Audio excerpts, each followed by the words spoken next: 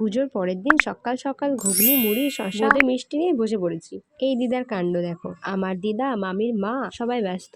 তারপর এই বাড়িতে এসে দেখে এই মামি রান্না করছে। দুপুরে রান্না হয়েছিল ফুলকপির তরকারি, মাছের ঝাল, চচ্চড়ি, মাছের টক আর ভাত।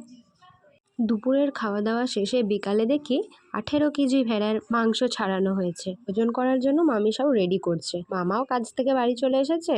তারপরে বিকালে মেসোও চলে এসেছে। মেসোও কাজ থেকে বাড়ি চলে এসেছে। ভিডিও করছি দেখে তো মেসো মারতেই এলো। তারপর সবাই দেখি সবার কাছে ব্যস্ত, তো টিভিতে গান চালিয়ে আছে। আমি আর বোন কি করবো, একটু চকলেট খেলাম, তো রোদ গরমের জন্য ঠান্ডা জল দিয়ে একটু মুখ ধুয়ে নিলাম। এখানে আমাদের ননির হাসি দেখো, সবাইকে দেখে এত খুশি যে দাঁত বের করে হাসতে লেগে গেছে। তারপর দেখি সন্ধ্যাবেলায় মাংস কষা হচ্ছে। আমি তো খেয়ে নিলাম, দারুণ ছিল। ওটা ছিল শুধু সন্ধ্যের খাওয়ার জন্য, এটাই তো মেন। তারপর লুকিয়ে লুকিয়ে মামার এনে দেওয়া আইসক্রিম আমি আর বোন খেয়ে নিয়েছিলাম। আমাদের ননি তো সবসময় খেলতে ব্যস্ত। আজকের ভিডিওটা আমাদের বাবানের হাসি দিয়ে শেষ করলাম। টাটা।